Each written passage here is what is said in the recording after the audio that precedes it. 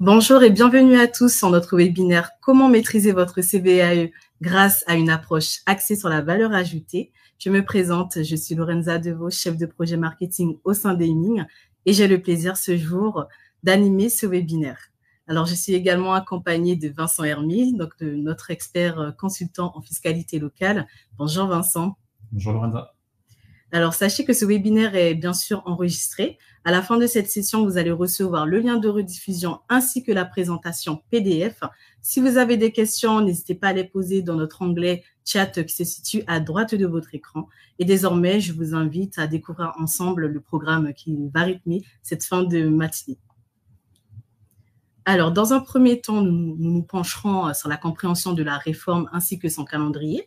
Nous verrons également quels sont les impacts de cette réforme sur votre entreprise en passant par des cas pratiques liés à la valorisation de la valeur ajoutée.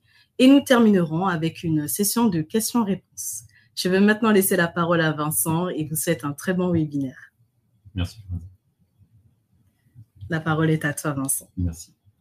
L'intitulé de ce début de webinaire est Jamais 203, puisqu'on nous avait annoncé la suppression, la disparition de la CVAE il y a quelques temps déjà, avec une première étape qui était dès 2021, la division par deux du taux d'imposition. En 2023, on avait une seconde division par deux pour atteindre un taux de 0,375%, avec une suppression annoncée dès 2024. La loi de finances pour 2024 a modifié un peu la règle du jeu en reportant la suppression définitive de la CVAE en alignant des paliers, des étapes de cette suppression progressive. Les piliers de cette suppression, qui ne tombent pas du ciel, sont principalement la simplification du paysage fiscal pour réduire les charges administratives des entreprises et tenter d'améliorer la compétitivité par l'allègement du poids de la fiscalité elle-même. L'allègement lié à l'amélioration des marges de manœuvre économiques par l'allègement de la fiscalité va facilement être atteint, puisqu'on réduit petit à petit le taux d'imposition en vue d'une suppression définitive.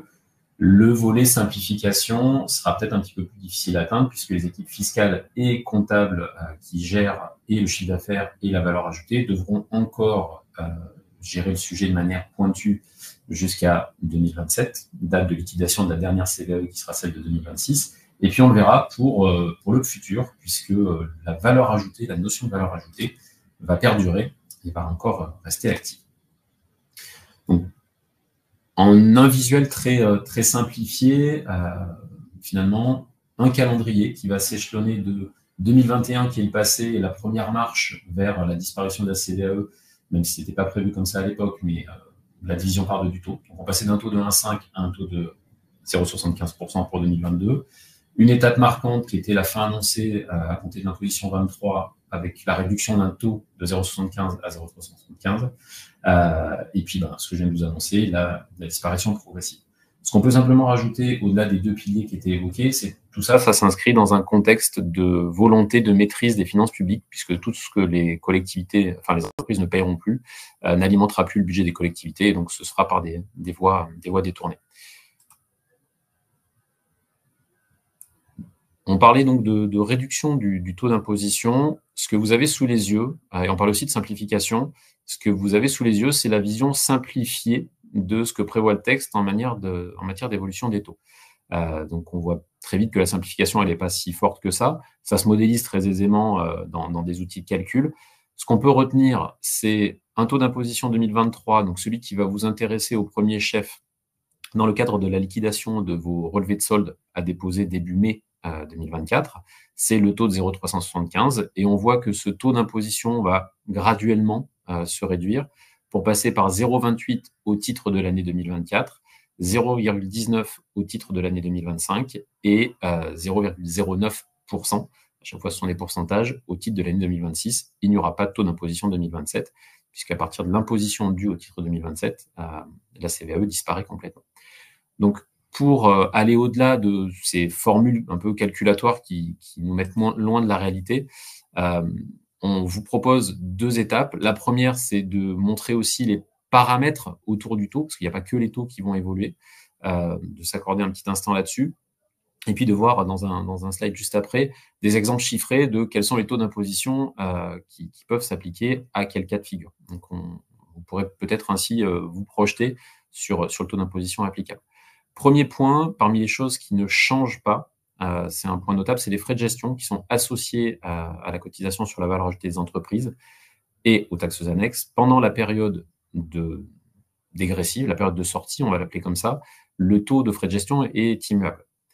On a en corollaire quelque chose à l'opposé, donc vous le verrez en bas à droite du slide, un taux qui facialement explose, c'est le taux de la taxe pour frais de chambre de commerce et d'industrie, et on voit bien qu'il passe de 6,92 en 2023 à 27,68 en 2026. L'idée est que ce qui est supprimé, c'est la cotisation sur la valeur ajoutée des entreprises. Or, l'impôt que vous liquidez tous les ans, le solde que vous acquittez tous les ans, incorpore une taxe qui est la taxe pour frais de chambre de commerce et d'industrie, qui, comme son nom l'indique, bénéficie à ces organismes-là.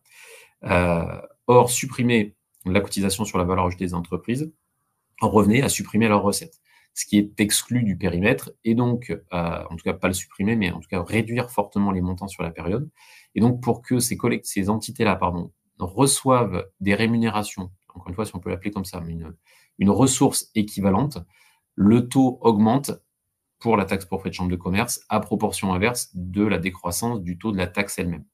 La continuité finale, la conséquence de cette méthodologie, c'est une recette stabilisée pour les collectivités et donc, l'inverse, un poids de taxe TCCI qui est stable normalement sur la durée de décroissance de sortie de l'imposition.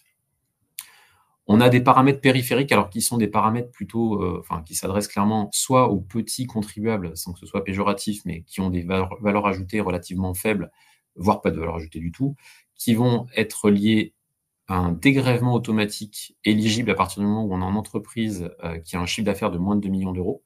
Et on voit que on est sur des enveloppes relativement modestes, mais aujourd'hui, on est sur un dégrèvement accordé de 250 euros qui s'effondrera à 63 euros. Et surtout, c'est intéressant à relever pour les entreprises ou pour ceux d'entre vous qui géreraient éventuellement des déclarations multiples pour des structures un peu petites, c'est que la cotisation minimum, c'est-à-dire le montant en dessous duquel on ne pouvait pas payer, donc vous aviez moins de 63 euros, vous auriez dû payer 63 euros, ça va être l'année 2023, va disparaître, il n'y aura plus de minimum de paiement et on va passer dans un système inverse, c'est ce que vous avez en bas à gauche de votre slide, dans un seuil de non-perception, c'est-à-dire que si vous êtes en dessous de ces 63 euros pour 2024, il n'y aura plus d'impôt du tout. Donc, on voit bien la bascule, l'objectif étant de faire sortir le maximum d'entreprises possible du périmètre d'imposition de la CVAE dans cet échelonnement de temps de 5 ans. Pardon. Donc, ce qu'on peut retenir, c'est que la cotisation minimum disparaît, ça c'est les très petits contribuables au profit d'un plancher, et qu'on a une augmentation faciale des taux d'imposition qui va conduire à une stabilisation de la taxe pour frais de chambre de commerce et d'industrie. Donc, du point de vue des impacts, c'est ce que j'évoquais tout à l'heure. Si on prend des exemples types, donc qui sont arbitraires, puisqu'on a choisi des seuils de chiffre d'affaires qui vont de 350 000 euros à 250 millions. Donc là, on est sur un scope très très large de typologie d'entreprise. On voit que, en fonction des années et du chiffre d'affaires sur lequel se positionne l'entreprise, les taux vont énormément fluctuer. Donc ça, c'est le cadre haut du tableau que vous avez sous les yeux.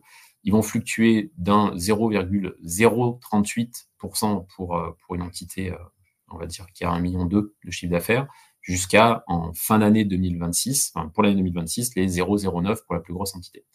Donc, ce tableau-là vous permet peut-être de vous comparer, de vous préparer, si vous n'avez pas encore préparé vos relevés de solde, si vous n'avez pas fini les opérations comptables. Et puis, il vous permet aussi de visualiser que finalement, dès 2023, les très petites entreprises, celles qui font moins de 500 000 euros de chiffre d'affaires, voire celles qui sont, dans l'exemple, à 350 000 et moins, auront pas grand-chose à payer. Et puis de l'autre côté, ça vous permet aussi de voir dans la partie basse la quasi-stabilité de la taxe pour frais de chambre de commerce et d'industrie, puisque si on prend le seuil haut, donc des entreprises qui ont un chiffre d'affaires supérieur à 50 millions, on a quelque chose qui est aux alentours de 20-21 000 euros sur l'ensemble des années. Donc une grande stabilité sur le sujet. On a évoqué le cas de la cotisation sur la valeur ajoutée qui va disparaître. Cette cotisation sur la valeur ajoutée s'incrémentait dans un agrégat économique qu'on appelait la contribution économique territoriale, qui était le cumul de la cotisation foncière des entreprises basée sur la valeur locative des immeubles d'une part et de la CVAE. cet agrégat bénéficie d'un dispositif de plafonnement en fonction de la valeur ajoutée. Donc la même valeur ajoutée qui servait au calcul de la CVAE servait également à l'identification d'un plafond théorique au-dessus duquel la contribution économique territoriale ne pouvait pas aller. Le dispositif de plafonnement ne disparaît pas avec la CVAE, il va continuer à perdurer même au-delà de 2027. Simplement, son taux va suivre la décroissance du taux d'imposition CVAE pour s'abaisser petit à petit, donc de 1,625% en 2023 pour atteindre 1,25% dans le rythme de croisière 2027. Donc là, il y a vraiment un enjeu, on en reparlera, à continuer à suivre de manière fine, déjà aujourd'hui, sa valeur ajoutée pour le bon calcul de l'impôt qu'est la CVAE et du plafonnement, et puis pour le futur, pour le bon calcul du plafonnement en tant que tel, puisqu'il viendra s'appliquer, non plus à la CET, mais à la CFE seulement, cotisation foncière des entreprises. Donc on a vraiment un enjeu économique qu'on illustrera aussi. Donc, du point de vue illustration, j'espère que cette slide n'est pas trop petite à lire pour vous. On s'est amusé, si on peut le dire comme ça, à segmenter en 3 tableaux représentatifs de 3 typologies de secteurs d'activité, ayant un chiffre d'affaires commun à 75 millions d'euros, alors c'est très arbitraire, et ayant des seuils de valeur ajoutée censément représentatifs d'une société dans chacun des secteurs. Donc, ça ne veut pas dire qu'une société qui fait 75 millions et qui est industrielle de chiffre d'affaires fera 25 millions de valeur ajoutée. Ça ne marche pas comme ça dans la vraie vie. Il fallait mettre des chiffres. Donc, on a arrêté ces chiffres-là. Et bien évidemment, ça n'illustre pas la grande diversité des activités, des métiers et des rentabilités. Pour autant, ce qui était intéressant, c'était d'illustrer pour chacune des années, à la fois en partant d'une CFE stable pour tout le monde. Si vous prenez la CFE 2022, ça, c'est pour un point de départ avant la mise en place du premier taux divisé par 2 à compter de 2023.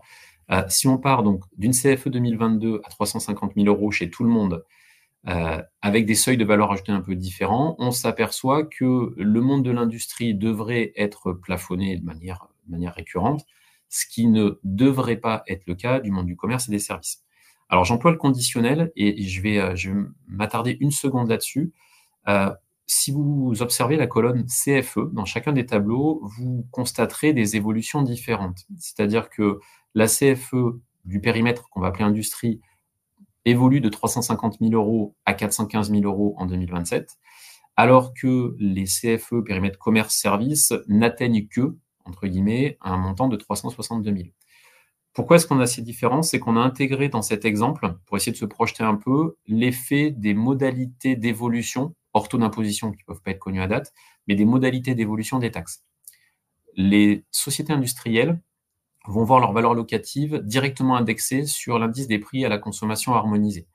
Le tableau que vous avez sous les yeux incorpore les projections présentées par la Banque de France sur mars 2024, et donc ce à quoi une entreprise peut s'attendre, alors après il va y avoir des évolutions dans le temps évidemment, mais c'est que sa CFE va fortement augmenter, encore une fois, mis à part l'évolution des taux ou les investissements, les agrandissements qui pourraient être réalisés, mais une société industrielle va avoir son imposition fortement augmentée.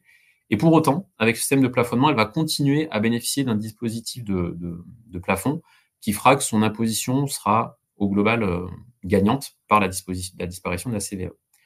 Si on prend les deux autres blocs qui sont commerce et industrie, la valeur locative n'est pas directement incrémentée par l'inflation en tant que telle, elle est censée suivre le marché locatif, en tout cas les évolutions du marché locatif dans chaque zone considérée. Donc on a retenu des paliers un peu plus arbitraires qui sont des paliers de 1%, et on voit bien que cette augmentation ne suffit jamais à faire entrer les entreprises dans le monde du plafonnement. Sous-entendu, soit les valeurs ajoutées sont trop importantes, soit les cotisations foncières des entreprises ne le sont pas assez. Simplement, le fait de le présenter comme ça veut aussi dire que les entreprises du commerce et du service, peuvent tout à fait être éligibles au plafonnement, ce qui fait qu'il faut bien évidemment vérifier sa valeur ajoutée, et 2, si d'aventure, sur une année donnée, par exemple 2026 ou 2027, quand on arrivera au terme du dispositif lié à la révision des valeurs locatives des locaux commerciaux, on se retrouve avec des inflexions fortes du poids fiscal de la valeur locative. On pourrait avoir un ressaut d'imposition CFE, non connu encore, on en se projette vraiment beaucoup, qui pourrait faire accroître la taxe, mais qui pourrait être encadré par le dispositif de plafonnement. Donc d'où l'importance de toujours garder à l'esprit que ce mécanisme va perdurer, puisqu'un il sera toujours sous-jacent et exploitable. L'enjeu majeur également, donc au-delà du plafonnement, qui restera pour tout le monde, peut se situer à compter de 2027 chez certaines typologies d'entreprises et plus particulièrement les grandes consommatrices de gaz, qui vont pouvoir bénéficier soit à des conditions particulières d'approvisionnement et d'accès au réseau, soit à des tarifs réduits pour l'utilisation des réseaux de transport et distribution de gaz. Et ces conditions, elles seront directement liées à leur valeur ajoutée au sens, encore une fois, de l'ex-CVAE, donc au sens du plafonnement. Donc on aura, pour cette typologie bien particulière-là, un intérêt encore plus marqué que pour tout le monde à suivre et à piloter ces sujets-là, toutes choses égales par ailleurs, d'ici 2027, bien évidemment, encore une fois, il peut se passer beaucoup de choses. Simple petit rappel pour adapter ces pratiques, puisque là, on a dit et redit que l'enjeu, c'était de se rappeler que la valeur ajoutée, elle est perdurée dans le temps, et donc d'essayer de la suivre au plus près, de la suivre au plus près. Donc, petit rappel sur la cotisation sur la valeur ajoutée des entreprises actuelles. La règle du jeu de la valeur ajoutée, c'est une règle de droit commun, une valeur ajoutée générique, qui coexiste avec des mécanismes un peu plus particuliers propres à tout un tas de secteurs, qui vont être les établissements de crédit, les établissements qui sont liés à la gestion d'instruments financiers, etc., etc. Donc, on est sur des îlots de calcul de la valeur ajoutée bien particuliers pour certains, mais pour la communauté, le commun des entreprises, on a une trame commune à retenir. Donc, cette trame, elle est basée sur quelque chose de classique pour ceux qui le pratiquent au quotidien. C'est en premier lieu l'identification d'un chiffre d'affaires. Comme vous l'avez peut-être vu tout à l'heure, à partir du chiffre d'affaires, pour cette période de sortie progressive, on va déterminer le taux d'imposition. Donc, c'est une première étape marquante, impérative du calcul de la CVAE, et puis plus tard également de la valeur ajoutée. On va venir adjoindre un ensemble de produits bien délimités, et ensuite on aura droit de déduire un ensemble de charges également limitativement énumérées. Ce qu'il faut retenir là-dedans, au-delà du détail de quel compte est taxable, pas taxable, c'est la règle du jeu général. Et c'est vraiment le point peut-être le plus important de ce slide-là et de tout ce qu'on va dire après, c'est que quand on détermine si un produit ou une charge doit être rattaché dans l'une des catégories, chiffre d'affaires, produits divers ou charges, il convient de se rapporter aux normes comptables dans leur rédaction lors de l'année d'imposition qu'on analyse. Et ça, c'est vraiment un marqueur important puisque c'est le fil de conduite, le fil d'Ariane à suivre. Et à partir du moment où on suit ce fil-là, on est sur des déterminations de valeur ajoutée qui, normalement, sont cohérentes. On va, à ce stade, apporter quelques exemples, quelques petits exemples pratiques, concrets, d'opérations de contrôle de la valeur ajoutée. Notamment, j'évoquais donc le fait qu'on était en possibilité de prendre en compte un ensemble de charges qui venaient réduire finalement le chiffre d'affaires majoré de certains produits. Parmi les charges que l'on ne peut pas retenir viennent les locations de biens corporels qui sont pris en location pour une durée supérieure à 6 mois. Donc ça, c'est un principe incontournable. Simplement, on peut se retrouver à la marge dans un contexte où ces locations corporelles sont adossées à des prestations annexes, à des prestations complémentaires, qui peuvent faire l'objet d'une facture unique et non lisible. C'est-à-dire, on a prestation, location, matériel X. Il y a un intérêt à s'interroger sur la décomposition des prestations servies, en dissociant le côté matériel mis à disposition dans le cadre de la location et prestations annexes, et ensuite, peut-être parfois l'étape la plus complexe, de la valorisation de ces différents blocs, de ces différents éléments. À partir du moment où on a fait cette décomposition-là, on va pouvoir s'interroger sur ce qu'on intègre ou pas dans le calcul de la valeur ajoutée, et donc venir influer, ou non, ça va dépendre aussi des contrats et des capacités de reconstitution, sur le calcul de la valeur ajoutée. Donc, passage en revue des contrats, ça c'est une première étape, pour savoir de quoi ils retournent, et identification au cas par cas des éléments accessoires. Un autre exemple important, j'évoquais le fait de s'interroger sur les règles comptables applicables au titre de l'année qu'on est en train d'analyser. Il est maintenant connu que les transferts de charges, la technique dite des transferts de charges, va disparaître à partir de 2025, des comptes clos à partir du 1er janvier 2025. Un point important, c'est que ce compte transfert de charges, dès lors qu'il inclut par exemple des refacturations aujourd'hui, les refacturations vont devoir être prises. De l'autre côté, on a tout un tas d'éléments inclus dans les transferts de charges qui doivent nativement ne pas être retenus dans les produits, ni dans le chiffre d'affaires, ni dans les produits additionnels. Ça va être le cas, par exemple, des indemnités journalières de sécurité sociale, par exemple. La liste n'est pas exhaustive. Le dispositif et les usages, surtout liés au transfert de charges, sont très variés. On a des entreprises qui l'utilisent très très peu et d'autres qui sont extrêmement consommatrices. Et je ne vais pas dire que c'est un compte fourre-tout, ça serait exagéré, mais en tout cas, c'est un compte de simplification. À partir du moment où ce compte va disparaître, il est déterminant, essentiel, urgent, je ne sais pas comment le formuler, de s'attacher au contenu actuel de ces comptes de transfert de charges et de commencer dès à présent à analyser ce qu'on a tendance à mettre à l'intérieur pour bien le dispatcher dans les bons comptes de produits, voire s'interroger s'il y a un intérêt à passer par un compte de produits, parce que le crédit d'un compte de charge ne peut pas s'appliquer également, afin d'anticiper cette thématique-là, puisqu'une fois que vous aurez basculé des comptes de transfert de charges aux nouvelles écritures sans analyse, il sera peut-être plus difficile, soit par manque de temps, soit par manque de lisibilité, de remonter dans ces travaux-là. Donc c'est un point de surveillance, ou en tout cas un point d'action, je dirais, à mettre en place dès maintenant pour s'assurer une tranquillité d'esprit. Il en va de même pour le recours au compte exceptionnel, puisque là aussi, on va avoir un recentrage de l'utilisation des comptes dits exceptionnels, où on va se recentrer sur quelque chose qui est directement lié à un événement majeur et inhabituel. Là où aujourd'hui, on comptabilise beaucoup plus de choses. Donc, même conclusion, même constat pour les transferts de charges, l'analyse fine des pratiques de comptabilisation actuelles va avoir une influence forte, puisque demain, vous n'isolerez plus dans des comptes hors valeur ajoutée l'exceptionnel, ça devra aller ailleurs. La question étant, est-ce que ce ailleurs est ou n'est pas imposable? Tout dernier point, c'est un point un petit peu tarte à la crème, mais les droits de douane constituent des impôts et taxes. Alors, en principe, les impôts et taxes sont exclus du calcul de la valeur ajoutée. Ça ne constitue pas des charges qu'on peut prendre en compte. Simplement, pour illustrer le fait que c'est vraiment le plan comptable qui est notre fil conducteur, il est prévu par le plan comptable général, que les achats de marchandises et les droits de douane qui sont associés aillent dans le compte 607 marchandises, qui constitue un compte clairement éligible au calcul de la valeur ajoutée. Donc il y a là aussi une question à se poser sur les pratiques déclaratives, les pratiques de constatation, d'inscription des droits de douane, s'ils sont usuellement classés dans un compte 63, ce qui peut tout à fait se justifier, ça n'a pas vocation à couvrir tous les cas de figure, on est sur des positionnements généralistes, mais s'ils sont codifiés dans un compte 63, la question se pose profondément de cette juste comptabilisation et surtout de l'impact associé sur la valeur ajoutée. Donc on a fait, au terme de ce webinaire, un tour d'horizon des futurs changements, de la disparition progressive de la CVAE. On a également vu très rapidement l'impact que peut avoir cette sortie de CVAE sur les plafonnements et sur l'extrême importance de piloter et d'anticiper les évolutions, qu'elles soient comptables ou de disparition de la CVAE. Donner quelques exemples, et ce qu'on peut vous proposer maintenant, c'est la partie questions. Questions-réponses. Donc, merci Vincent pour tes explications. Donc, nous avons une première question.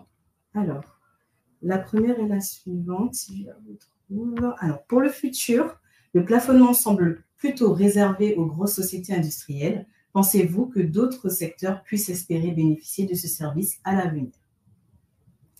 Alors, oui, mathématiquement, les entreprises industrielles sont aujourd'hui les plus susceptibles d'être bénéficiaires du plafonnement. Alors, quand on dit bénéficiaire du plafonnement, c'est un peu un trompe-l'œil, ça veut dire qu'on dépasse un plafond, ça veut dire qu'elles payent déjà plus que les autres. Ensuite vont venir, ça sera moins joyeux, toutes les entreprises en difficulté, donc qui pourront finalement amortir un peu le poids de la CFE par le dispositif de plafonnement. Et puis viendra également, c'est ce qu'on évoquait également rapidement tout à l'heure, toutes les entreprises dont les valeurs ajoutées seront moyennes ou basses et qui verront leur CFE fortement augmenter, soit à raison à ce stade d'une réforme externe ou d'une évolution des paramètres de leur valeur locative CFE. Donc, on est aujourd'hui sur un terrain connu, c'est-à-dire qu'on sait dire qui, pour l'instant, paye un peu plus que les autres et qui sera potentiellement plus plafonné, mais le dispositif va rester très ouvert à tout le monde en fonction des cas de figure. Très bien, merci Vincent. Alors, la question suivante, est-ce qu'un ou plusieurs secteurs d'activité vous semblent plus particulièrement bénéficiaires de cette réforme?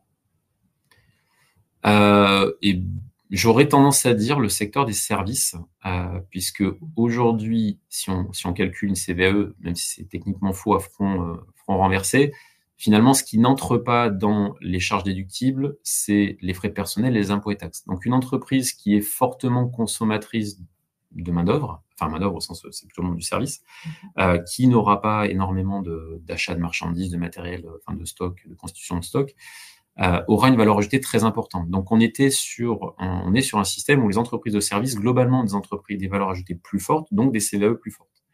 Donc, le fil conducteur, le fil logique sur cette réponse, ça serait de dire que les entreprises de services seront les plus grandes bénéficiaires de la suppression de la CVAE. D'accord, très bien. Ben, écoute, merci Vincent. On va passer à une dernière question, parce que je vois que le temps file. Alors, on a une question. Quelle est la formule de calcul du taux de CVAE pour les entreprises réalisant entre 10 et 50 millions de chiffre d'affaires et comment calculer finalement le plafonnement de la valeur ajoutée? Alors, je vais botter en touche parce que de mémoire, dans un des premiers slides, on a tous les éléments de calcul dont je dis que c'était modélisable. Donc, je vais botter en touche sur le support qui sera diffusé à tout le monde parce que de tête, je vais avoir du mal. Très bien, merci Vincent. Peut-être prendre une autre question. Les 26.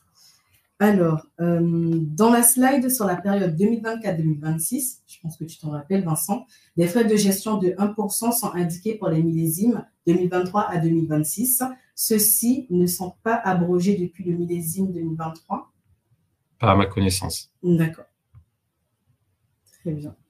Alors, je vérifie si nous avons d'autres questions. Si vous avez une question entre-temps, n'hésitez pas. Hein, je continue de regarder le fil. Nous n'avons plus d'autres questions. Je souhaiterais revenir sur un sujet, Vincent, ou c'est bon pour toi? Non, si on n'a plus de questions. C'est parfait. Nous n'avons plus de questions. On est bon. Alors, ça m'amène justement à vous remercier pour votre participation. Si vous avez d'autres questions, n'hésitez pas à rentrer en contact avec nous donc, via notre site internet qui s'affiche à l'écran, donc www.eming.com. Nous aurons le plaisir de répondre et de vous accompagner également. Nous vous souhaitons une très belle journée et à bientôt.